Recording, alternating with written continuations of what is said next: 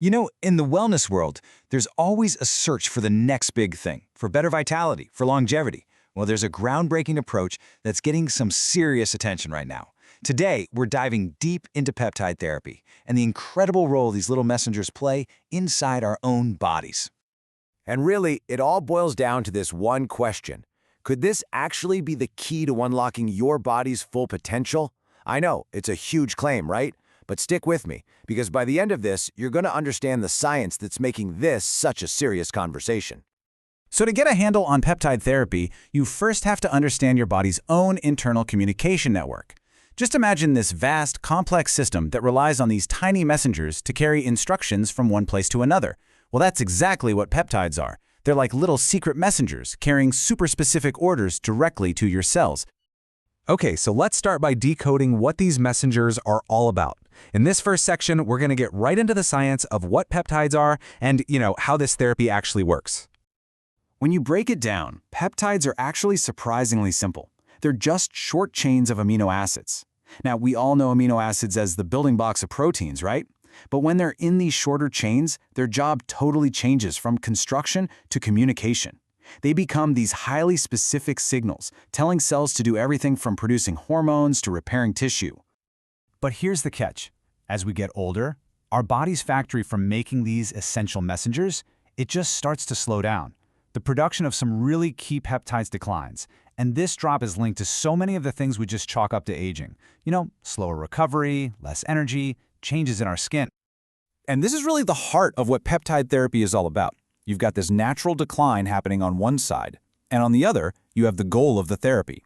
It's not about putting some foreign substance into your body. It's about replenishing the supply of the exact peptides your body already knows how to use. The whole idea is to get cell function back to optimal by working with your body's natural systems, not against them. So, how does all this science translate into real-world benefits? Well, the main applications of peptide therapy can pretty much be grouped into what I like to call 3 core pillars of power. The versatility here is what makes this whole field so exciting. Because different peptides have totally unique signaling jobs, the therapy can be targeted to achieve a super wide range of very specific benefits. So let's break down those 3 main pillars. First up, let's talk anti-aging. For instance, you have certain copper peptides that are famous for signaling skin cells to ramp up collagen production, which is what keeps our skin firm. But it's not just skin deep. Other peptides can actually encourage the body to make more of its own growth hormone, which can influence everything from your energy levels to your bone density. Pillar number 2 is all about healing and recovery. This is a huge reason why peptide therapy has become so popular with athletes, or really anyone dealing with an injury. There's a peptide called BPC-157, for example, that's been studied for its ability to tell the body to tamp down inflammation and boost blood flow to an injury, which can potentially speed up the healing of muscle and connective tissue. And our third pillar, this is where we get into the world of biohacking and peak performance. Here, we're seeing peptides used to really fine-tune the body for optimal wellness. And we're talking about everything from enhancing cognitive function and improving sleep to supporting fat loss and building lean muscle. It's a really personalized way to give your body the exact signals it might need to function at its absolute best. Okay, so we've covered the what and the why. Now let's get practical. This last section is going to tackle some of the key questions about how peptide therapy actually works in the real world. So one of the first things people always ask is about administration. How do you actually get these peptides into your body? Well, there are a few different ways, like topical creams, nasal sprays, and even some oral supplements. But pretty often, subcutaneous injections, that's just a tiny injection right under the skin, are the preferred method. And the reason is simple. This way, the peptides get absorbed directly into your bloodstream for maximum effect, completely bypassing the digestive system where they can get broken down and become less effective.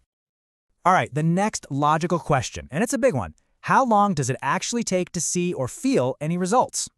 And the answer, as you can probably guess, is it really depends on what your goals are. Things like improvements in your energy levels or your sleep quality, people often report feeling those within just a few weeks.